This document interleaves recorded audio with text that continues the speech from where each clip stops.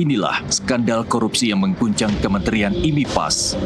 8 orang ditahan, 1 diantaranya ex-wakil Menteri Silmi Karim.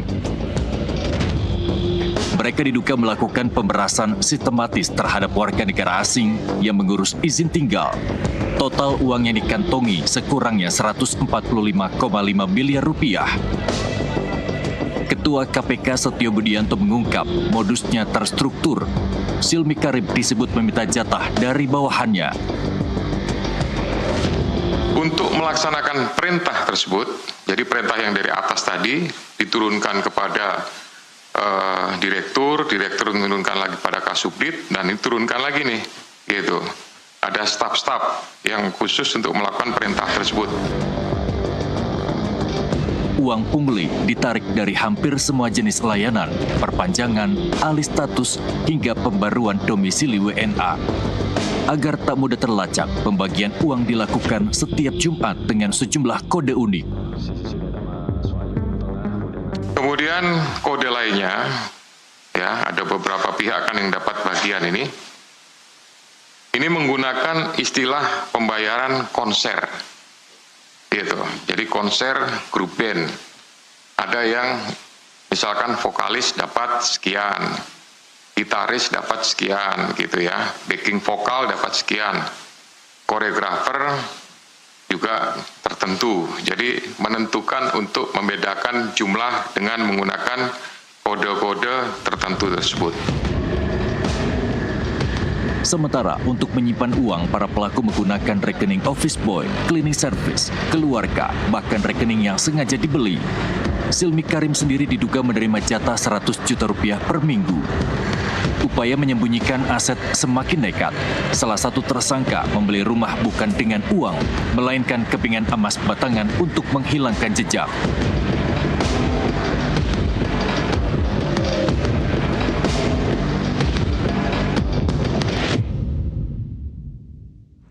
Pemirsa, KPK membongkar skandal pemerasan di tubuh Kementerian Imigrasi dan Pemasyarakatan. Modusnya kode band, rekening office boy, hingga pembelian rumah dengan emas batangan. Kita akan membahasnya bersama mantan penyidik senior KPK Yudi Purnomo Harahap dan anggota Komisi 13 DPR dari fraksi PKS Yanuar Arif Wibowo. Terima kasih Mas Yudi sudah hadir di studio NTV. Pak Yanuar, Assalamualaikum. Waalaikumsalam, selamat malam, Bang Mas Yanuar. Yudi, Siap. Mbak Nasipi, Terima apa kabar kasih. semuanya? Alhamdulillah. Alhamdulillah, terima kasih. Saya mulai dulu dari Mas Yudi ya. Ya. Mas Yudi, hari Jumat nih, hari bagi-bagi jatah di institusi lain, di Kalau instansi itu lain. Jumat keramat biasanya. Jumat keramat. Tapi ini hari bagi-bagi jatah ya. Iya.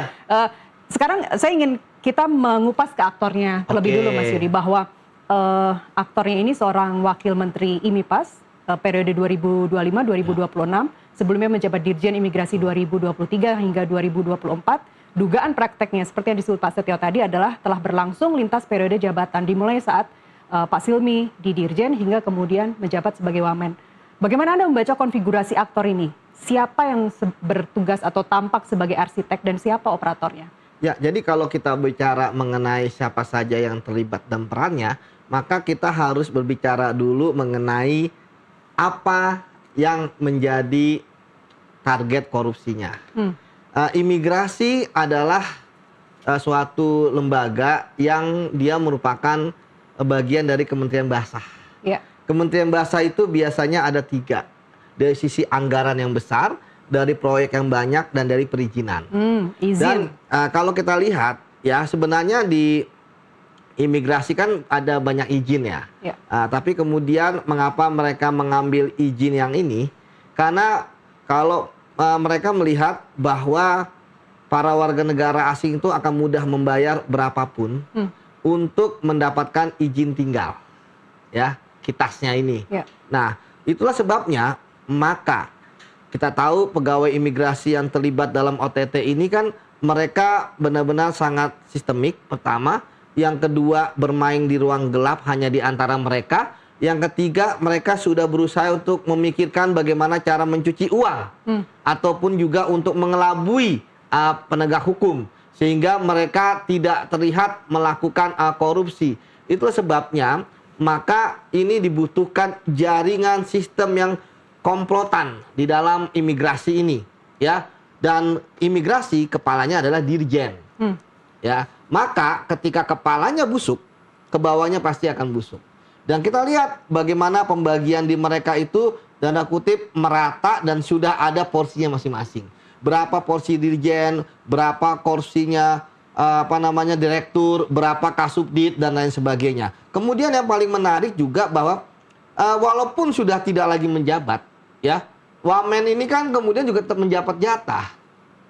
Ya, walaupun mungkin jumlahnya udah nggak terlalu besar seperti sebelum menjabat ya, tapi pengaruhnya masih ada.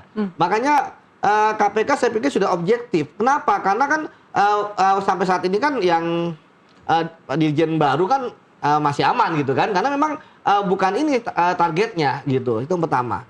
Selanjutnya, sebelum ke selanjutnya, tadi ada menyebut bahwa ini memang basah ya terkait Betul. dengan perizinan, dan korupsi perizinan itu memang paling tinggi. Ada orang yang butuh, di sisi lain ada orang yang pegang kekuasaan. Anda tadi mengatakan juga level tertingginya dirjen-dirjennya sudah busuk. Apakah Anda melihat yang tertinggi adalah dirjen? nah, dalam OTT memang waktunya itu sebentar Mbak ya, 1 kali 24 jam. Ya. Tapi pasti akan berkembang dari pemeriksaan. Kita tahu bahwa belum banyak KPK melakukan penggeledahan, kemudian penelusuran uang ya, follow the money dan sebagainya, walaupun sudah dibantu oleh PPTK. Nah, tentu kita berharap besok ke depannya ini akan berkembang. Mengapa? Karena tadi saya katakan bahwa uang ini kan begitu banyak. Ya, ratusan miliar, bahkan 366 miliar lah kalau dari PPTK-nya. Kemudian kita bisa melihat dari penyitaan-penyitaan KPK, ada yang rekeningnya miliaran, dan kemudian yang menarik sudah dibelikan dalam bentuk kripto. Kripto ini artinya mereka sudah selangkah lebih maju untuk kemudian menyembunyikan uang hasil korupsinya. Walaupun tadi sebenarnya paling menarik adalah ini pengembangan dari yang Kemenaker yang terkait dengan tenaga kerja asing. Dan itu 2025 ya? Betul. Makanya kenapa ya mereka kemudian tiarap mengambil rekening-rekening yang mereka menjadikan sebagai rekening penampungan yang atas nama orang lain, ada OB dan sebagainya, langsung dibelikan emas. Itu yang pertama. Yang kedua, mereka juga main bersih dalam kantor. Ya, mereka menggunakan ya biro jasa. Jadi kalau ada warga negara asing yang tidak menggunakan jasa itu, sampai kapanpun Anda tidak akan bisa mendapatkan. Ya, saya melihat makanya kenapa KPK melakukan pidananya adalah pemerasan, Mbak. Nah, kenapa pemerasan? Sebenarnya dari pihak warga negara asing, mereka tidak punya mens rea, tidak punya niat jahat. Jadi karena mereka kemudian mengurus susah, ya kemudian akhirnya mereka mau membayar. Nah, inilah yang dilihat oleh para pegawai imigrasi. Oh, ternyata mereka yang harusnya PMBP-nya nggak banyak, mereka mau membayar berkali-kali lipat. Akhirnya tuman bahasanya, seperti itu. Dan akhirnya kita bisa melihat bahwa uangnya nyata dari hanya warga negara asing yang mau tinggal di Indonesia, ya itu begitu sampai ratusan miliar. Ini baru berapa periode loh, 2024, 56 gitu ya. Sebelumnya kan bisa ditarik bahwa dan baru ketahuannya sekarang, padahal ini prakteknya sudah berjalan entah berapa tahun sebelumnya. Nah, jadi pengembangannya itu juga bukan hanya ke orang yang saat ini Mbak ya, tapi juga sebelumnya dan juga ke periode-periode yang lainnya. Oke, saya ke Komisi 13 sebagai mitra Kementerian Imigrasi dan Pemasyarakatan atau IMIPAS. Pak Yanuar, apa ini Anda melihat sebagai kegagalan individu atau bukti bahwa pengawasan politik DPR terhadap IMIPAS belum berjalan efektif, Pak? Ya, jadi gini Mbak Anasiti ya, terus terang pertama kami sangat kecewa dengan peristiwa ini. Kenapa? Kita sering sekali melakukan RDP, raker, kunjungan ke mereka. Secara sistem ya, terkait dengan izin tinggal itu base sistem ini sudah rapi. Seperti yang disampaikan juga KPK, bahwa upaya pembenahan perizinan ya dengan sistem digital dan segala macam ini terjadi. Tapi inilah kalau sudah niat jahat ya, menjadi pejabat ingin korupsi, apapun bisa dilakukan. Seperti ternyata kita baru tahu ada delay untuk mengklik, ternyata itu harus ada uang segala macam. Nah, ini kan di luar sistem gitu loh. Ini bisa terjadi karena memang sudah direncanakan berbuat jahat. Jadi korupsinya ini atau pemerasannya ini betul-betul dilakukan ya di luar sistem. Ya, maksud saya di luar sistem itu adalah bahwa ada sistem orang asing melakukan perizinan dalam konteks izin tinggal, baik tetap maupun sementara, itu sudah ada desnya gitu. Nah, tapi ada ruang gelap ya, yang kemudian dimainkan nih sama aparatur yang tidak memiliki dedikasi, tidak memiliki integritas di dalam menjalankan tugas. Nah, tentu ini nggak bisa dilakukan 1-2 orang.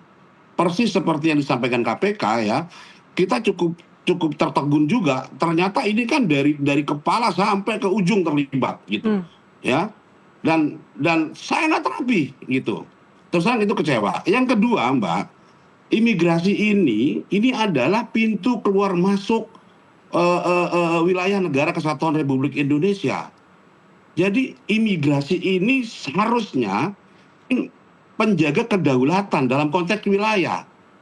Bisa dibayangkan kalau pejabatnya korup, ya, orang asing bisa menyuap untuk bisa tinggal. Bisa dibayangkan bagaimana bangsa kita ini, gitu ya, ini bisa terancam terhadap orang-orang yang misalnya kejahatan transinternasional gitu. Ini kan bahaya sekali. Padahal kita butuh orang-orang di border ini, itu orang-orang yang punya integritas. Kita masih punya masalah TPPO, Mbak. Dan itu pintu gerbangnya itu adalah imigrasi. Nah, kalau ini juga terjadi korupsi, terjadi pungli, terjadi suap di situ, saya agak sulit lagi harus bicara apa terhadap sistem ini. Jadi dalam konteks temuan KPK ini ya, ini luar biasa. Ini bukan bicara soal bagaimana sistem itu di-create supaya PNBP-nya itu masuk, tidak dicuri. Itu benar. Tapi ternyata di dalam sistem yang sudah dilakukan sedemikian baik, karena petugasnya, aparaturnya, integritasnya tidak dijaga, maka terjadi seperti ini.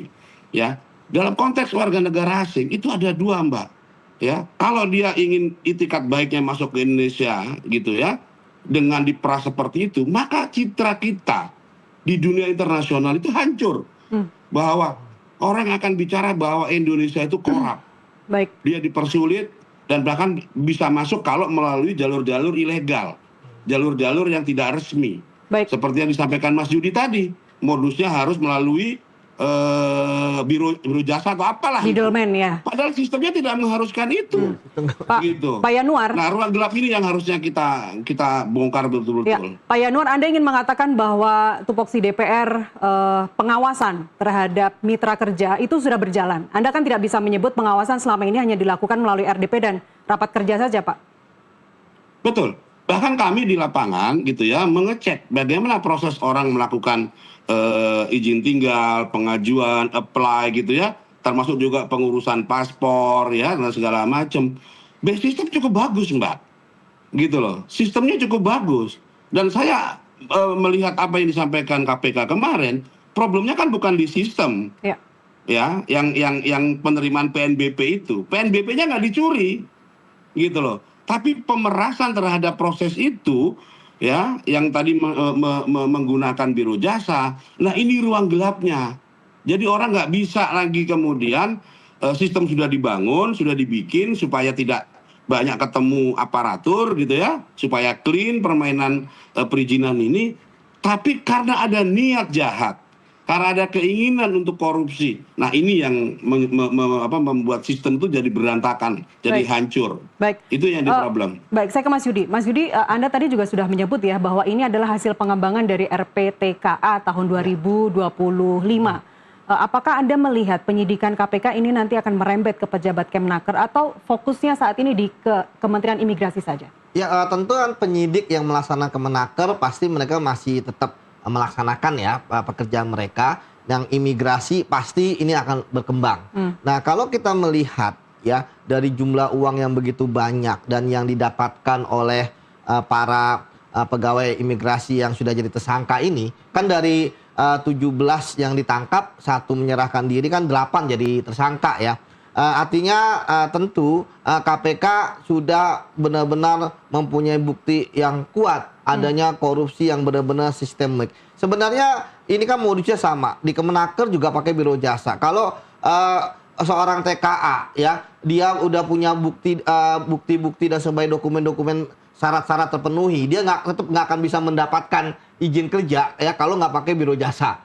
Ya sama imigrasi juga gitu. Ya walaupun dia bayar PMBP, verifikasi dan sebagainya, kalau dia tidak punya kode bahwa dia diurusi oleh biro jasa, dia akan gagal. Saya sepakat sama Pak Yanwar ya bahwa sebenarnya biro jasa ini kan semua di luar sistem, ya kan? Tetapi biro jasa ini hidup karena tadi adanya kebutuhan dari pegawai-pegawai imigrasi. Kalau tidak, mereka bayar hanya bayar PMBP, mau dapat apa? Kan begitu pikirannya mereka. Nah, tentu yang perlu kita garis bawahi kan dalam satu kementerian kan ada menteri, ada wakil menteri dan sebagainya. Nah, kita tentu akan bisa melihat apakah ini akan berkembang atau hanya di wamennya saja ya. Sekali lagi ini kan tentu pembuktian. Sama seperti yang Kemenakeran kan sampai saat ini kan baru di wamennya saja ya. Artinya kalau nggak ke menteri ya kita tentu percaya sama KPK bahwa tentu tidak ada bukti untuk ke menterinya. Seperti itu Mbak. Oke. Dari 17 tadi Mas Yudi, bagaimana kemudian biasanya KPK memilahnya seperti apa ya? Siapa yang bakal langsung jadi TSK? Siapa yang berpotensi sebagai key witness atau siapa yang bisa menjadi justice kolaborator? Dalam kasus tindak pidana korupsi, biasanya ada 3 klaster, Mbak. Klaster yang pertama adalah intellectual dader. Dia yang punya kewenangan, dia yang punya kekuasaan, dia akan memberikan order. Ya, nah dia akan memberikan order kepada yang namanya koordinator. Koordinator ini memastikan perintah korupsi ya dari atasan itu benar-benar dilaksanakan oleh anak buah, yaitu eksekutor.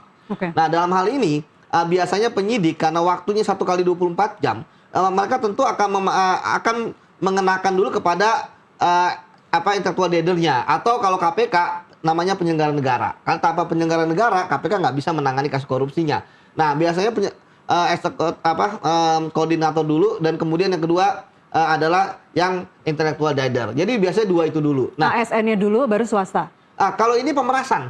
Jadi kalau pasal 12E Undang-Undang Tipikor dan dilakukan oleh KPK, itu yang kena adalah yang memeras. Berbeda kalau suap menyuap, ada meeting of mind. Misalnya kalau meeting of mind, WNA ini sebenarnya syaratnya itu nggak cukup. Ya, ketika syaratnya nggak cukup, ya kan dia membayar dan diterima oleh pegawai imigrasi, baru suap menyuap. Karena ada meeting of mind di situ, ada kesepakatan. Tapi kalau ini kan pemerasan, bahwa sebenarnya syarat-syarat dari WNA itu kan sudah mencukupi. Tapi kemudian ya dibuat sistem mereka one click gitu kan, ya kan, klik berbayar itu dan ada kutipnya itu, sehingga Anda harus ngurus ke sana ya, nanti biar aja terima beres. Nah ini kan bagi saya sangat tentu saya sepakat tadi sama Pak Yanwar ya, yang paling menarik adalah bagaimana saat ini kita melihat Indonesia ada beberapa kasus yang berhasil diungkap oleh teman-teman kepolisian, itu kan terkait dengan WNA. Terbaru misalnya ada 50 orang ya yang di judi ya, judi dan love scam dan lain sebagainya gitu kan, pemerasan itu kan itu bagaimana kan bisa ditelusuri juga. Nah itu jangan sampai kita jadi surga kriminal karena tadi menggampangkan. Kalau satu sisi bagi orang yang bekerja benar ya WNA itu kan memberatkan, tapi bagi yang mau memang di sini visanya adalah izin menetapnya untuk berkejahatan, wah tinggal bayar saja. Orang pendapatan dari judinya aja bisa sampai ratusan miliar atau triliunan. Seperti itu Mbak. Ini pemerasan berarti sekali lagi tidak ada mens rea di sisi WNA. Nah di WNA-nya enggak gitu. Tapi apakah kemudian nanti biro jasa juga akan kena? Nah ini menarik gitu kan. Nah saya berharap bahwa biro jasa ini juga kena. Kenapa? Karena ini harus menjadi pelajaran. Kita tahu dalam beberapa kasus, misalnya kasus pajak, kan juga menggunakan konsulat pajak. Jadi kalau konsulat pajak itu tidak digunakan oleh wajib pajak, maka dia tidak akan mendapatkan pengurangan. Nah, sama gitu kan. Semua selalu memakai pihak ketiga. Supaya apa? Supaya pertama tidak langsung oleh mereka terlihat. Jadi di front office-nya aman, padahal di back office-nya berantakan. Kemudian yang kedua, nanti yang akan melakukan pencucian uang adalah orang tersebut. Makanya kita bisa melihat rekening-rekeningnya kan bukan atas nama pegawai-pegawai itu. Rekeningnya atas nama siapa, bahkan ada office boy dan sebagainya. Termasuk mengajarkan bagaimana menjadi kripto, ya kan? Atau kemudian menjadi emas dan sebagainya. Jadi memang sekarang sudah banyak sarana untuk menyamarkan uang hasil korupsi. Pak Yanwar, soal biro jasa Anda baru mendengar kali ini, Pak?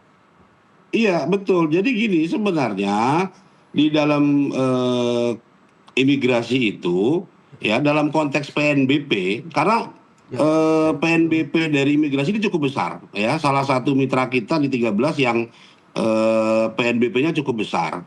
Nah, kita kan fokusnya bagaimana supaya ini tidak terjadi kebocoran. Maka dibangun sebuah sistem yang itu membatasi interaksi orang untuk bertemu dengan petugas, sehingga semua dana itu betul-betul masuk ke negara. Nah, yang ditemukan KPK ini kan bukan uang negara yang dicuri, tapi bagaimana petugas imigrasi ya itu apa bahasanya ya, kalau bahasa lugasnya KPK kan memeras gitu ya, upaya pemerasan. Kalau dokumennya lengkap tapi dia tidak membayar maka tidak diproses.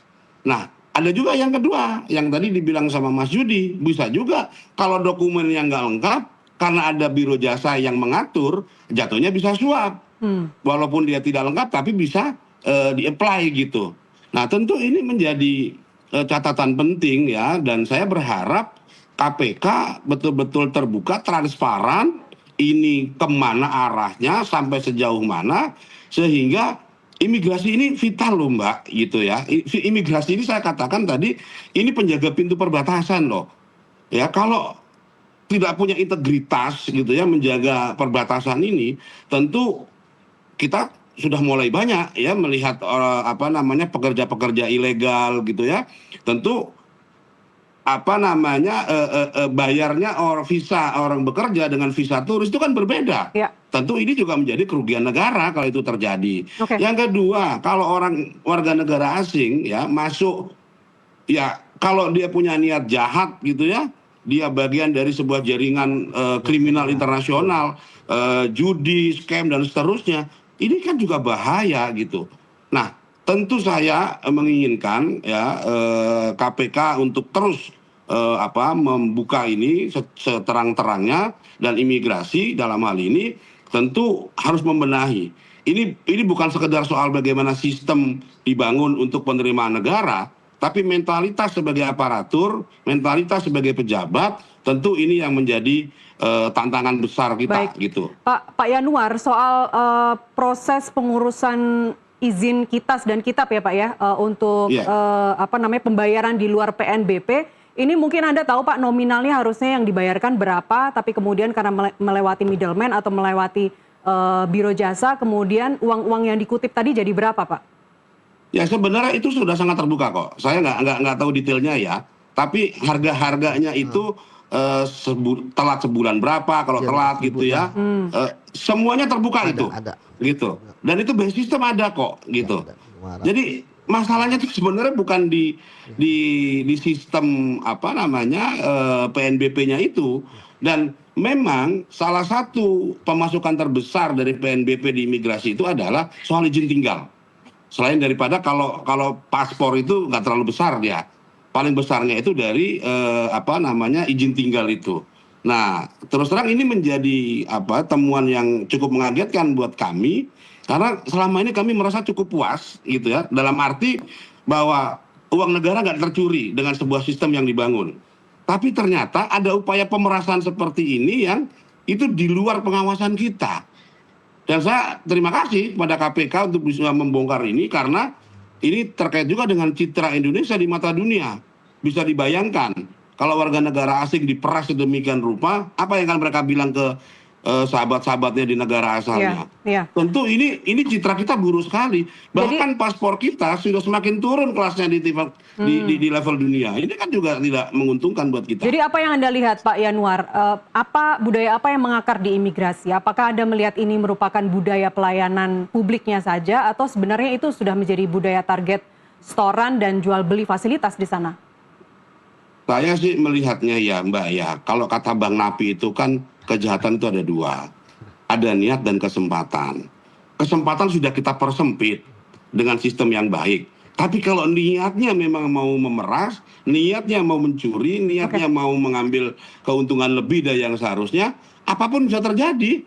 Makanya integritas menurut saya ini perlu dibangun, sistem pengawasan aparaturnya ini yang juga harus terus diperkuat di dalam sistem imigrasi itu sendiri, Mbak. Baik, ada niat, ada kesempatan, dan saya ingin menambahkan satu lagi, ada orang yang bisa ditarget. Mereka butuh, para WNA ini butuh, dan butuh untuk segera begitu. Pak Yanuar, Mas Yudi, kita break terlebih dahulu. Pemirsa, tetaplah bersama kami kembali usai jeda.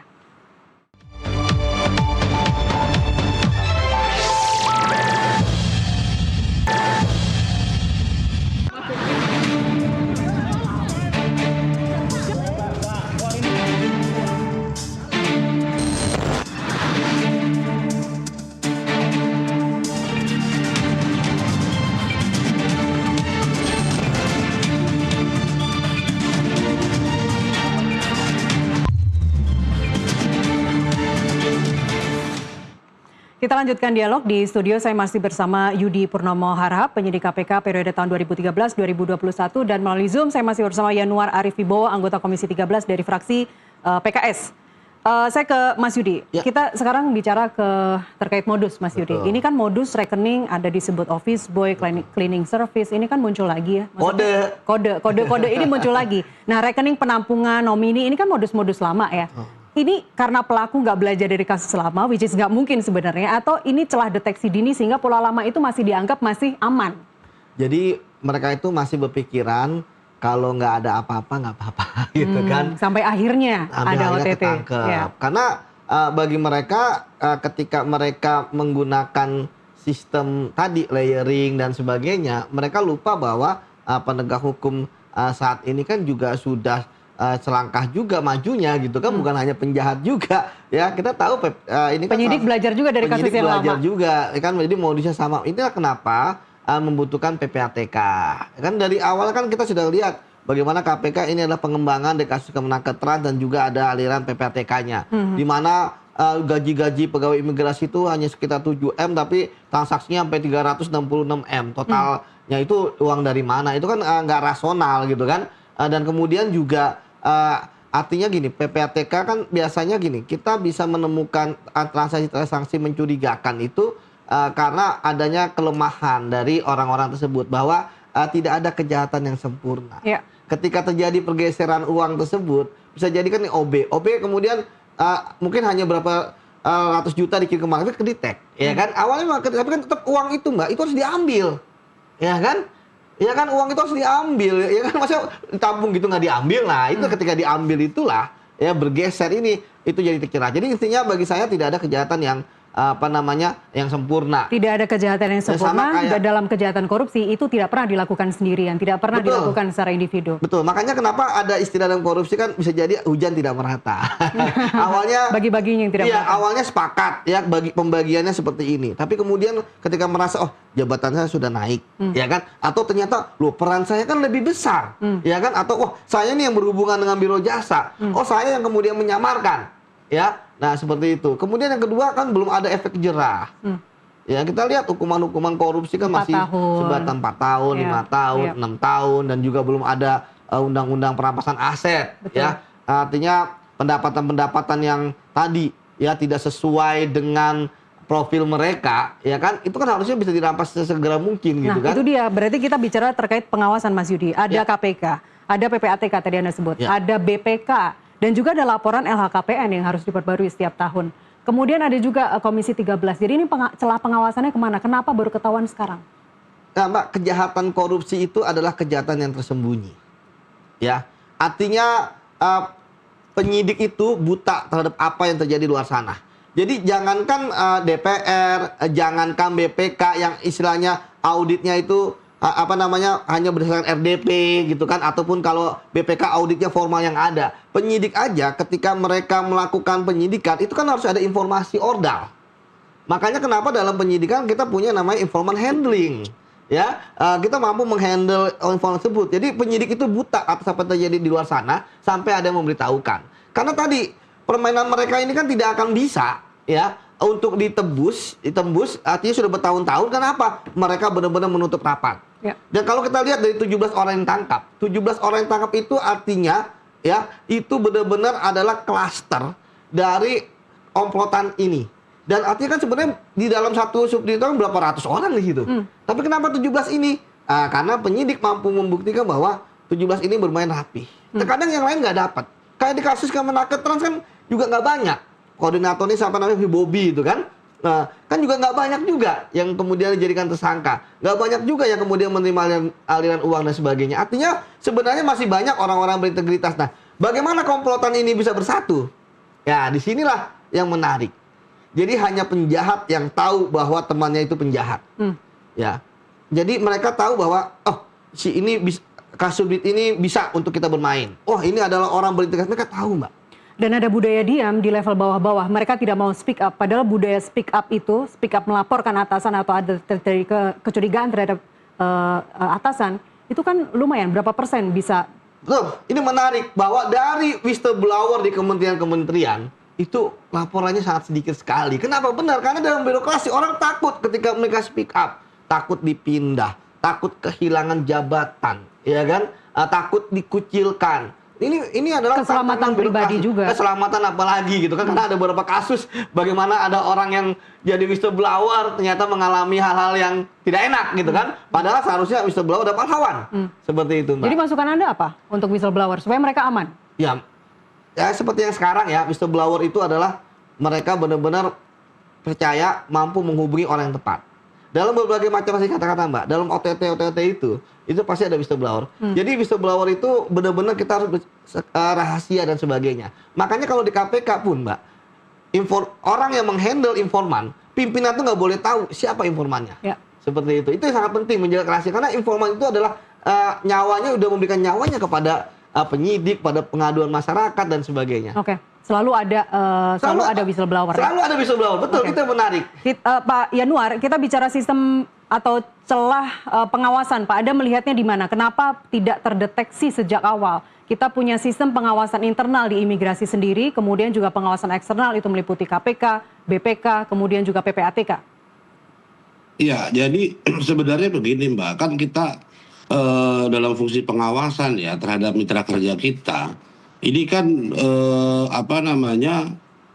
terkait dengan kinerja ya, terkait dengan potensi karena dia ini salah satu unit yang penyumbang PNBP gitu ya.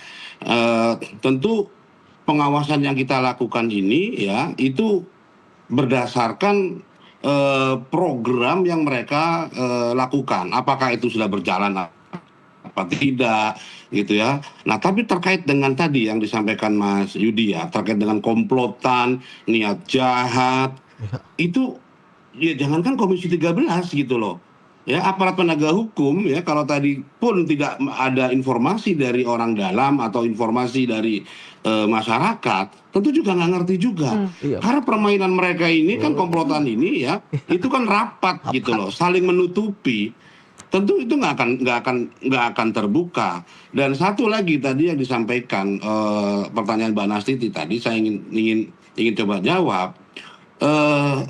Bahwa korupsi ini ya seringkali terjadi kan karena ada kuasa, ada kewenangan, ya. Sementara orang yang di bawah untuk melawan itu, gitu ya, dia tidak mampu karena dalam konteks relasi kuasa dia nggak punya daya, gitu ya, bahkan bisa terancam. Nah, baru saja kemarin kita ini revisi undang-undang LPSK menjadi PSDK. Itu kita perkuat lembaga ini, PSDK ini, LPSK ini, dia sebagai lembaga negara. Dan tentu harapan kita, gitu ya, makin banyak orang yang berani dengan adanya lembaga LPSK ini yang kita perkuat untuk menjaga tadi, ya, orang tidak lagi takut, ya, orang tidak lagi kalau dia terancam jiwanya dia bisa mendapatkan perlindungan, sehingga yang namanya kejahatan itu bisa terungkap. Yang namanya keadilan itu bisa didapatkan seadil-adilnya karena tidak ada tekanan. Nah, dalam konteks korupsi di imigrasi ini ya, saya sekali lagi menekankan bahwa pertama, imigrasi berbenah ya. Saya berharap ini hanya komplotan ini saja gitu ya, yang betul-betul menjadi pelaku dari tindak pidana ini. Gitu. Dan kedua, KPK membuka seluas-luasnya, ya, seterang-terangnya, ya, apakah memang hanya 17 orang ini, gitu, apakah hanya pejabat-pejabat ini, gitu, sehingga betul-betul kita ini berbenah, gitu ya, tata kelola di dalam imigrasi ini bisa betul-betul menjadi bersih, gitu, kita berbenah, bersih, sehingga imigrasi bisa kita andalkan lagi. Baik. Saya ingin kembali ke modus, Mas Yudi. Kembali ke kode-kode. Ada kode vokalis, gitaris, konser. Ini kan nanti dia tidak akan berdiri sendiri ya di persidangan. Tapi bagaimana biasanya KPK mengkonfirmasi dan mengkonsolidasi kode-kode seperti itu dengan alat bukti lain seperti transaksi keuangan, percakapan, rekaman, atau keterangan dari justice kolaborator, sampai cukup kuat untuk membuktikan concealment terstruktur itu di pengadilan tipikor nantinya. Ya, jadi kode itu kan hanyalah istilah untuk diantara mereka, termasuk malaikat untuk setoran ke atas gitu ya. Kalau dulu kan kita lihat apel Washington, apel Washington sama apel Malang gitu untuk ya. dolar dan rupiah. Gitu ya. Itu kan sebenarnya kodenya aja, tapi kita kan lebih ke materialnya, ya kan? Bahwa ketika ada kode-kode seperti itu, artinya bisa ada pengiriman. Nanti kita akan lihat di tanggal berapa ada kode tersebut, kemudian ada transaksi apa di tanggal tersebut, misalnya ada pengiriman uang kah, mau transfer, pembelian kripto kah, atau bahkan pemberian aset-aset seperti sepeda. Kan sepedanya mahal-mahal loh. Iya kan? Kalau lihat, wah ini sepedanya mereknya bukan merek kaleng-kaleng. Bahkan kemudian saya lihat, wah ternyata pegawai imigrasi selera modelnya bagus juga gitu kan.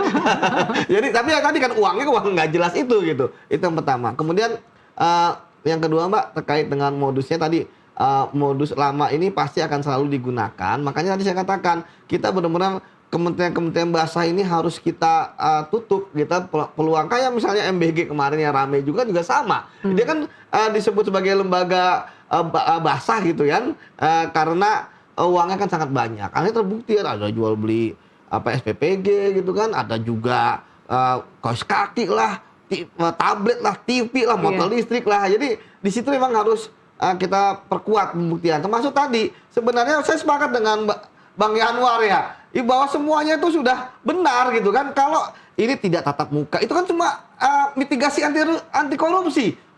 Online ya kan, tidak tatap muka, pembayarannya transfer PMBP ya kan, langsung ke rekening PMBP gitu kan. Tapi ternyata di luar itu mereka ada adminnya ya kan, mereka kemudian kok nggak masuk gitu kan, untuk diverifikasi ternyata tidak menggunakan biro jasa itu. Jadi memang tadi integritas ini sangat, tapi saya tadi bahwa ini kan terjadi awalnya kalau lihat kronologis KPK kan ada dari pimpinannya. Ya, kalau memang pimpinannya busuk, bawahnya busuk. Ya, kalau pimpinannya berintegritas, bawahnya berintegritas. Walaupun ada yang mencoba korup anak buahnya, korupnya nggak seberapa. Tapi ketika perintah dari pimpinan, maka korupnya sampai ratusan miliar. Sama seperti di BUMN. Ketika korupsi di BUMN bahkan sampai 1 kuadriliun, pasti melibatkan direktur utamanya. Dan benar kan? Jadi Mbak, kalau misalnya pimpinannya nggak berintegritas, yang terjadi ya seperti ini. Sistem yang sudah baik pun ya ternyata bisa diakali oleh orang-orang yang tidak berintegritas. Tapi kalau bicara itu level menteri atau wakil menteri eksekutif, itu kan ranahnya bukan fit and proper test oleh Komisi 13. Catatan untuk Komisi 13 Pak Yanwar, ke depannya fit and proper test catatannya apa ini untuk menjaring mereka di pucuk pimpinan, para pejabat yang memang berintegritas? Iya, catatan kita ya tadi sampaikan Pak Yudi juga, besar kecilnya korupsi ini kan tergantung besar kecilnya kewenangan biasanya gitu. Nah kalau pimpinannya Pak Dirjennya bagus gitu ya, kalau ada bawahannya yang bermain-main dengan itu bisa dieksekusi, itu bisa dimutasi, bisa dipindahkan dan seterusnya. Yang menjadi soal adalah ketika pimpinannya yang punya niat jahat, ya bawahan yang tadinya bagus dia bisa jadi kotor.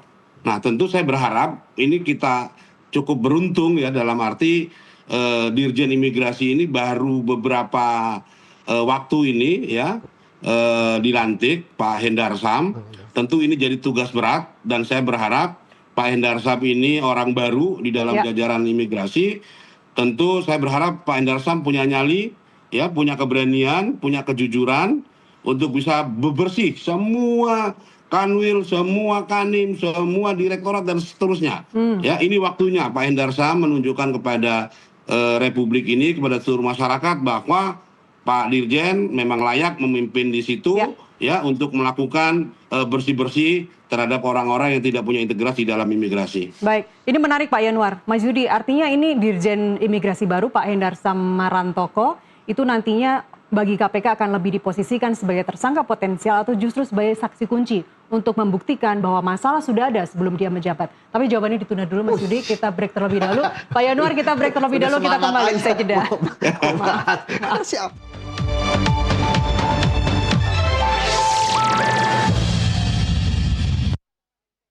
Saksikan Sportcast.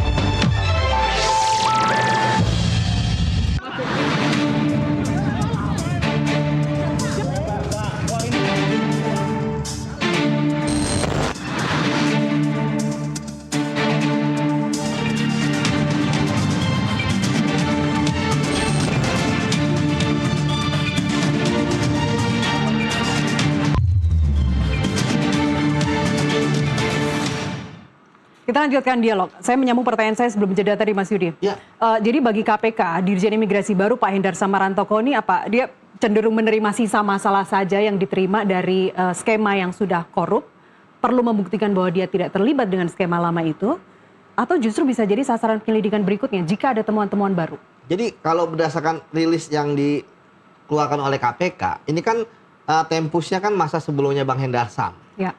Bang Hendar Sam ini saya hadir ya, diundang oleh beliau dalam pelantikan ya, karena bagi saya kita kan sudah mendengar ya mengenai kisruh dugaan korupsi di imigrasi. Nah, Bang Hendar Sam ini tentu kita harapkan menjadi pembaharu lah, itu yang pertama. Kemudian yang kedua, memang ini menarik dan ini harus jadi catatan bagi Dirjen Imigrasi yang baru ya, Bang Hendar Sam, bagaimana korupsi yang terjadi membuat anak buahnya tidak loyal kepada Dirjen. Padahal dalam birokrasi itu anak buah itu harus loyal loh. Tapi bagaimana ternyata mereka tidak loyal. Udah tetap melakukan korupsi, ya kan? Kemudian atasannya loncat ke wamen. Ini kan bagi saya sangat-sangat berbahaya dalam birokrasi yang butuh keloyalan. Ya, loyal itu dalam artian loyal kesetiaan yang baik gitu ya. Nah, bagi saya inilah saatnya untuk bersih-bersih. Ya, bukan untuk menyingkirkan orang yang baik ya, tentu untuk menyingkirkan orang yang tidak baik. Tentu kan dari sini KPK jadi Bang Hendar Sam sebagai Dirjen harus bisa melihat nih kemana arah pemeriksaan KPK. Saksi-saksi yang dipanggil oleh KPK adalah orang yang melihat, mendengar, mengalami ya dari imigrasi. Tentu akan panjang. Saya menduga mungkin bisa sampai ratusan orang diperiksa. Disinilah yang kemudian harus bersih-bersih. Sama seperti Dari imigrasi saja ya 200 orang ya? ya bisa jadi bisa ratusan orang bisa diperiksa nih dalam kasus ini ya. Karena memang banyak sekali, jumlahnya juga besar sekali. Itu baru dari sisi ini. Belum kalau misalnya dari sisi pencucian uang, follow the money pasti banyak. Tapi bagi saya bahwa ini sangat bagus sebenarnya ada tindakan seperti ini. Dan artinya sebelumnya kan juga PLT ya. PLT juga jadi kena juga ya. Artinya bagi saya kalau Bang Hendar Sam harus bisa memanfaatkan momen ini. Pertama, untuk memanfaatkan momen ini untuk membuat komitmen sendiri di antara anak buahnya bahwa sebenarnya matahari satu gitu kan. Jangan ada loyal ke yang lain. Tetapi inilah salah satu dampak dari korupsi, bahwa orang tidak melihat siapa atasannya yang bersih, tapi orang melihat siapa atasannya yang bisa ikut bermain bersama mereka. Begitu, Mbak. Pak Yanuar, pergantian Dirjen Imigrasi, Anda melihat ini lebih ke upaya normalisasi atau ada tanda memang sudah ada tanda sesuatu yang belum bersih di internal imigrasi, makanya Dirjennya diganti? Ya itu kan apa ya, otak-atik gatuk lah ya kira-kira gitu ya. Tapi paling tidak begini, ini momentum ya, ini momentum bahwa adanya Bang Hendar Sam ya memimpin direktorat ini, tentu ini waktu yang tepat gitu buat Pak Dirjen ya untuk bebenah, bebersih, karena bagaimanapun kalau dari temuan KPK ini kan melibatkan dari banyak pihak, mulai dari Kanwil, Kanim, ya, direktur, hampir semua eselon itu terbawa dalam pemerasan ini gitu. Nah, seperti yang disampaikan Mas Yudi tadi, ya ini jadi momen gitu ya untuk memilih gitu loh, mana petugas yang berintegritas, mana petugas yang memang bermain, yang bahkan tidak loyal gitu ya. Sudah tahu misalnya Dirjen Pak Hendar Sam tapi berkoordinasinya tidak dengan Pak Dirjen misalnya, ini kan berbahaya dalam sebuah organisasi pemerintahan. Nah, ini sekali lagi kita menaruh harapan ya pada Pak Dirjen ya yang baru. Kami kemarin dengan Pak Dirjen Imigrasi yang baru ini baru sekali ketemu sejak beliau dilantik gitu ya. Dan kemudian kami di Komisi 13 juga waktu itu bersepakat untuk membentuk panja imigrasi.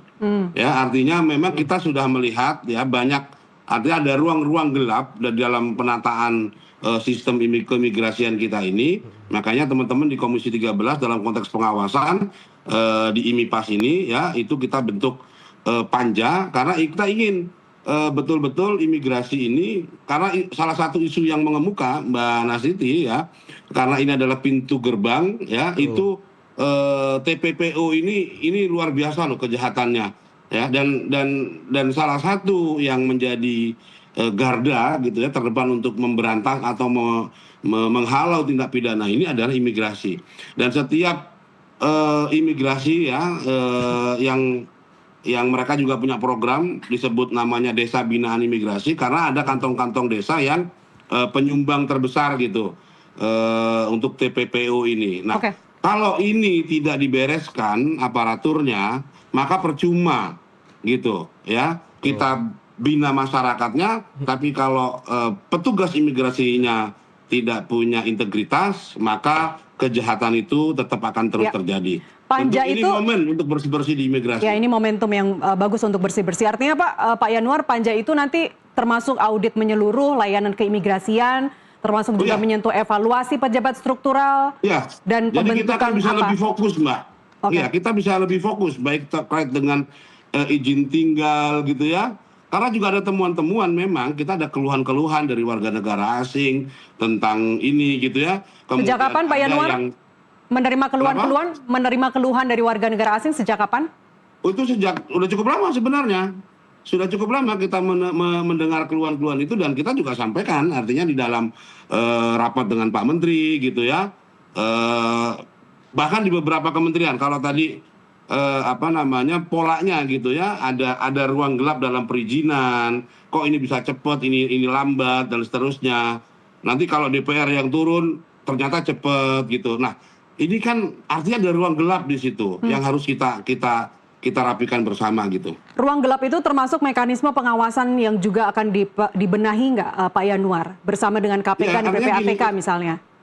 Ya, ruang gelap itu Mbak Nasiti, ya ini terkait biasanya di masalah kewenangan ya di dalam perizinan gitu. Yang sistemnya sudah ada, ya mohon maaf, contoh gitu ya, orang bikin paspor, itu kan udah ada tuh gitu ya, jadwalnya berapa hari jadi. Nah, ruang gelapnya apa? Bisa nggak Pak ya 1 hari jadi gitu. Nah, biro yang ngurus tuh bayar lagi 1 juta, bayar lagi 2 juta. Uangnya kemana? Ke negara? Enggak. Artinya ke oknum gitu loh. Nah, ruang-ruang gelap ini yang maksud saya ini harus betul-betul kita bereskan gitu loh. Tidak ada lagi toleransi soal itu. Saya pikir begitu. Jadi gampangannya atau kesimpulannya Pak, untuk pembuatan paspor sekalipun Anda ingin menghapus itu biro-biro jasa? Loh iya, kalau gini, biro jasa ini kalau bahasanya KPK tadi ini kan jadi salah satu pintu operator gitu ya untuk terjadinya upaya pemerasan gitu loh.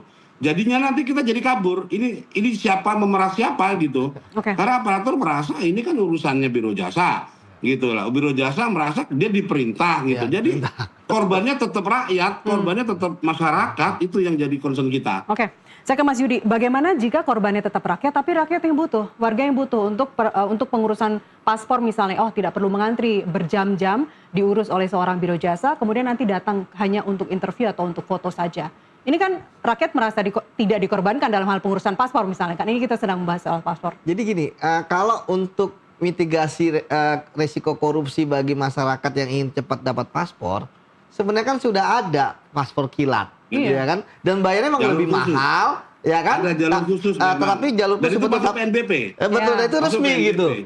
Itu resmi, 1 hari, karena saya pernah pakai itu juga. Jadi kita pun nggak perlu tiket datang langsung dan sebagainya. Tapi kan pembayarannya lebih mahal dan itu langsung masuk bayarnya PNBP. Masuk PNBP. Ya, tapi sebenarnya tadi betul Bang Yanuar ya, bahwa sebenarnya Anda mau yang normal ada. Mau cepat ada, ya secara hal yang benar gitu. Sistemnya ada, sistemnya udah dibuat, tapi kemudian ternyata tadi ada celah-celah yang digunakan oleh mereka, tetap aja. Ini kan maka tadi saya katakan bahwa sebenarnya kalau untuk paspor dan imigrasi sebenarnya udah bagus. Makanya kenapa kasusnya KPK ini adalah warga negara asing. Pemerasan. Karena warga negara asing ya psikologis mereka kan mereka di negara orang.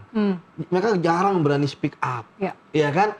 Kalau mereka merasa bahwa yang dibayarkan itu istilahnya lebih rendah daripada yang didapatkan ketika misalnya bekerja di Indonesia atau tinggal di Indonesia atau mendapatkan manfaat yang lebih dari yang dibayarkan kepada biro jasa, ya mungkin mereka akan ya udah ikuti aja. Karena memang saya paham bahwa orang oknum imigrasi itu ngelihat mau tidak mau suka tidak suka mereka harus mengurus, ya kan? Karena mereka punya kepentingan tinggal di Indonesia. Itu sebabnya itulah yang dicari oleh mereka, yang untuk kemudian ya mereka peras gitu. Dan juga yang menarik ya tadi bahwa mereka sebenarnya sudah mengurus secara benar, ya, tetapi kemudian ya itu tidak bisa mendapatkan apa yang diharapkan, jadi dipersulit dan sebagainya. Nah, yang menarik adalah Mbak bahwa sampai saat ini KPK belum mereka merilis ya sebenarnya berapa sih biaya per orangnya atau biaya per keluarganya.